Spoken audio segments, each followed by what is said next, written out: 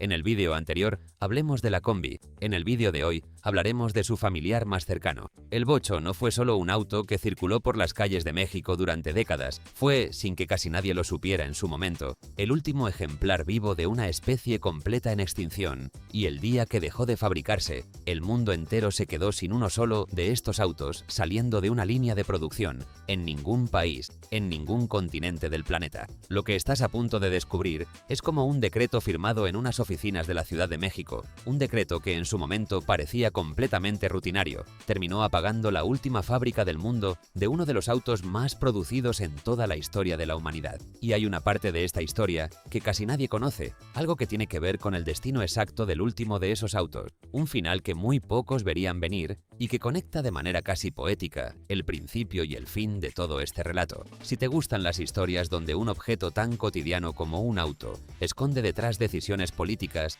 guerras mundiales y hasta la sombra de una dictadura, este es exactamente el canal donde debes quedarte. Dale like a este video ahora mismo, suscríbete para no perderte nada y activa la campanita, porque cada semana desenterramos historias como esta, que cambian por completo la forma en que ves algo que creías conocer de memoria desde niño. Ahora sí, empecemos por el final, porque este final es lo que le da sentido a todo lo demás. El 30 de junio de 2003, a las 9:05 de la mañana, una línea de producción en Puebla se detuvo para siempre. No hubo comunicado urgente, no hubo conferencia de prensa dramática. La línea simplemente llegó al final de su turno, exactamente igual que lo había hecho durante 36 años consecutivos, y esa vez, por primera vez en más de 3 décadas, no volvió a arrancar al día siguiente. El último auto que salió de esa línea era verde, tenía el volante a la izquierda, un motor de 1600 centímetros cúbicos, refrigerado por aire, montado en la parte trasera, y una placa metálica que lo identificaba con precisión como la unidad número 21.529.464, fabricada en el mundo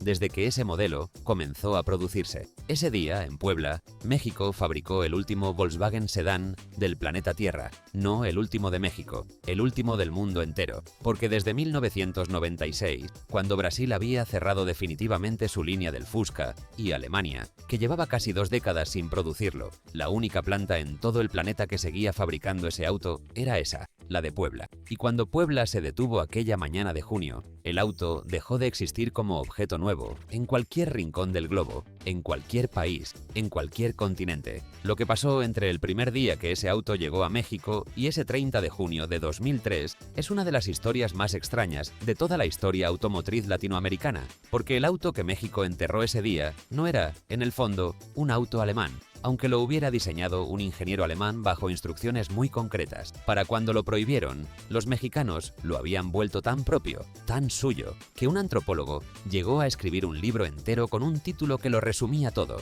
exactamente así: El Bocho es mexicano. Para entender por qué lo prohibieron finalmente, hay que entender primero de dónde vino realmente. Fue concebido originalmente por encargo directo de Adolfo Hitler. En abril de 1934, el canciller alemán convocó personalmente al ingeniero Ferdinand Porsche y le encargó un proyecto muy específico, un automóvil que cualquier familia trabajadora alemana pudiera comprar con su salario. Hitler lo llamó Volkswagen, que en alemán significa literalmente el auto del pueblo. Porsche ya llevaba años trabajando en conceptos similares por su cuenta. Tenía prototipos guardados, tenía ideas maduras, tenía la obsesión personal de diseñar algo mecánico que durara toda una vida. Lo que Hitler le entregó fue simplemente el presupuesto y la urgencia política para hacerlo realidad de inmediato. En 1938, el auto estaba completamente listo para entrar en producción masiva, pero la guerra lo interrumpió todo de golpe. La fábrica recién construida en Wolfsburgo se convirtió de la noche a la mañana en una planta de material bélico. El auto del pueblo tuvo que esperar su momento. Cuando la guerra terminó en 1945, las instalaciones de Wolfsburgo quedaron en manos del ejército británico de ocupación. Un mayor llamado Ivan Hirst recibió la orden militar de desmantelar toda la planta y entregar los equipos como parte de las reparaciones de guerra que Alemania debía pagar. Hirst inspeccionó personalmente las instalaciones, vio los prototipos de aquel auto esperando abandonados en los hangares y tomó una decisión completamente distinta a la que se le había ordenado. Mandó fabricar un lote pequeño para uso exclusivo del ejército británico estacionado en Alemania. El resultado lo convenció de que ese auto, pese a su apariencia extraña, tenía un potencial comercial real. Les propuso entonces a los grandes fabricantes automotrices aliados, a Ford, a General Motors, a los propios fabricantes ingleses, que se quedaran con la fábrica completa y lo produjeran ellos mismos. Todos, sin excepción, lo rechazaron. Ford llegó a decir textualmente que aquello no valía ni el costo del papel, donde estaba impreso el contrato. Los ingleses no quisieron, los norteamericanos tampoco quisieron. Nadie, absolutamente nadie, en la industria automotriz mundial de aquel momento vio ningún futuro comercial en ese auto pequeño, de motor trasero, refrigerado por aire, sin radiador ni agua de por medio, con la cajuela adelante y el motor atrás, justo al revés de todo lo que el mercado esperaba de un automóvil serio. En 1948, la planta regresó finalmente a manos alemanas. El nuevo director, Heinrich Nordhoff, empezó a exportarlo agresivamente por todo el mundo, y el mismo mundo que lo había rechazado apenas 3 años antes, empezó a comprarlo por millones de unidades. A México llegó en 1954, y no llegó de cualquier manera. Llegó presentado en una exposición especial en Ciudad Universitaria, en la propia Universidad Nacional Autónoma de México, donde los asistentes vieron por primera vez ese pequeño vehículo alemán de curvas redondeadas y lo compararon mentalmente, casi con desconfianza, con los enormes sedanes americanos que dominaban por completo las calles mexicanas de esa época. El expresidente Lázaro Cárdenas viajó especialmente desde Michoacán solo para verlo con sus propios ojos.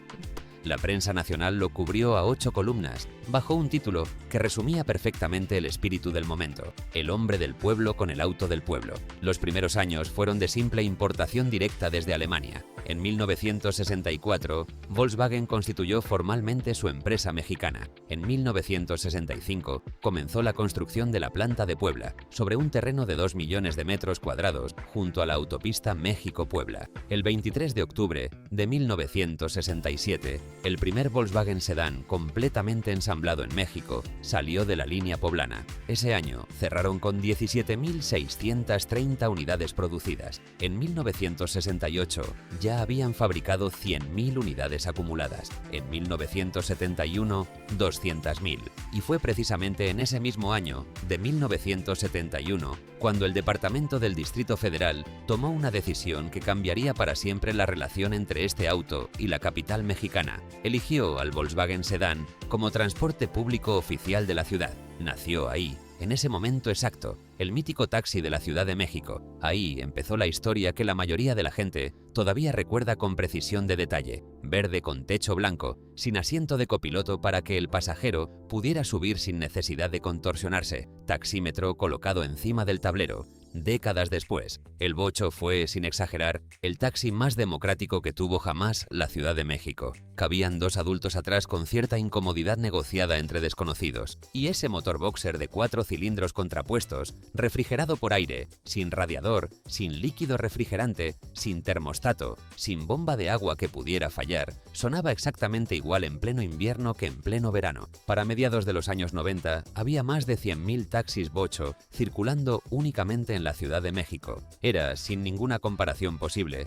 el mayor parque vehicular de un solo modelo de taxi en cualquier ciudad del mundo entero. Mientras tanto, en el resto de América Latina, ese mismo auto vivía simultáneamente con otros nombres completamente distintos y otras historias igual de intensas. En Brasil le llamaban Fusca y lo fabricaron en su propia planta local desde los años 50 hasta 1996. El expresidente uruguayo José Mujica, que gobernó su país entre 2010 y 2015, usaba un Fusca brasileño de 1986, de color celeste, como su propio auto presidencial, no porque no pudiera darse el lujo de tener otro vehículo más lujoso, sino simplemente porque no quería tener otro. En Venezuela le decían cocorocho, en Colombia y en Ecuador, pichirilo o escarabajo, dependiendo de la región exacta del país. En Bolivia, peta, que significa tortuga en el habla local. En Guatemala y en Honduras, cucaracha. En República Dominicana, cepillo. En Argentina y en Chile, escarabajo, sin más.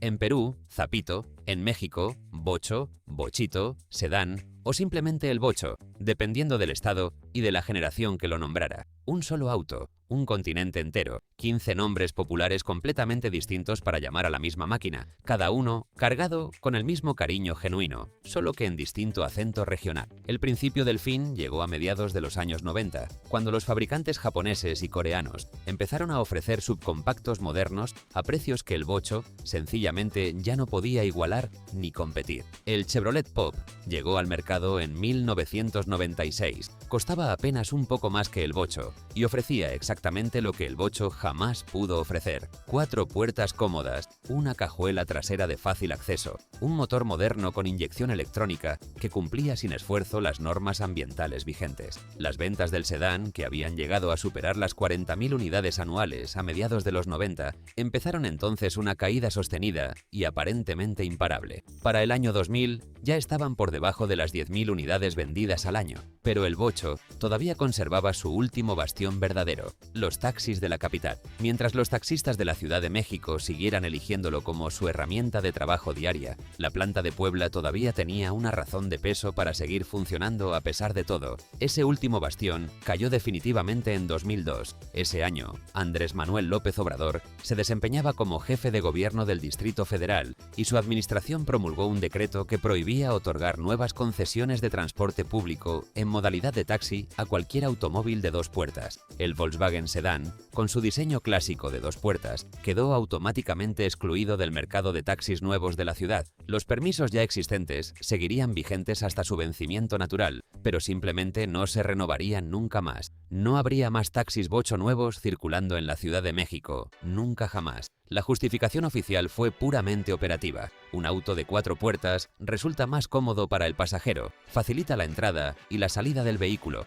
permite cargar equipaje con muchísima mayor facilidad. El bocho, con su asiento de copiloto removido de fábrica y su cajuela delantera diminuta, sencillamente ya no cumplía con los estándares de confort que la ciudad quería proyectar hacia el futuro en su transporte público. Las ventas del sedán cayeron ese mismo año a menos de 7.000 unidades en todo el país. El mercado de taxis había sido durante años el único que verdaderamente sostenía la producción completa. Sin ese mercado, los números financieros simplemente dejaron de cuadrar para Volkswagen. En marzo de 2003, Volkswagen anunció oficialmente el fin definitivo de la producción del sedán en la planta de Puebla. La línea seguiría funcionando únicamente hasta agotar los kits de producción que ya estaban en proceso. La fecha final quedó fijada para el 30 de junio de 2003. Se preparó entonces una edición especial de despedida, bautizada oficialmente como la última edición, con apenas 2.999 unidades disponibles, a un precio de 84.000 pesos cada una. Se agotaron por completo antes de que terminara siquiera la primera semana a la venta. En 2008, 5 años después del cierre definitivo de la planta, el gobierno de la Ciudad de México tomó una decisión bastante singular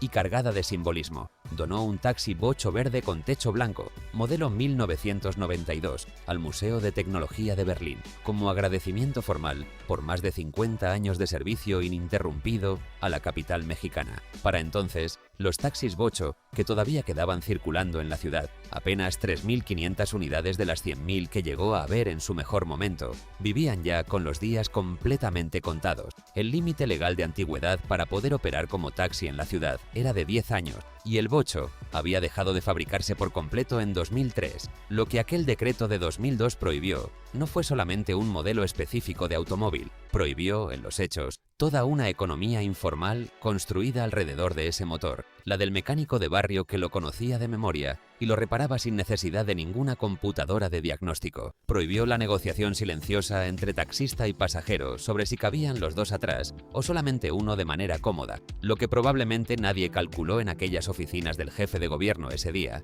o si lo calculó nunca lo dijo en voz alta. Es que estaba firmando, sin saberlo del todo, el acta de defunción de la única planta que quedaba en pie en todo el planeta de uno de los automóviles más fabricados en la historia completa de la industria automotriz mundial. Con ese decreto, México no solamente retiraba un modelo de taxi de sus calles, apagaba al mismo tiempo, y sin proponérselo abiertamente, la última línea de producción que quedaba viva en cualquier parte del mundo, el auto del pueblo que diseñó un régimen que ya no existía en 1934, que los propios aliados rechazaron por completo en 1945, que México adoptó en 1954, como si siempre hubiera sido suyo desde el principio. que Puebla fabricó durante 36 años ininterrumpidos cuando el resto del planeta ya lo había abandonado por completo. México fue su último hogar en la Tierra y fue México quien, finalmente, apagó la luz. Si te ha gustado este video, no olvides darle like, suscribirte al canal y activar la campanita para no perderte la próxima historia. Nos vemos en el siguiente video.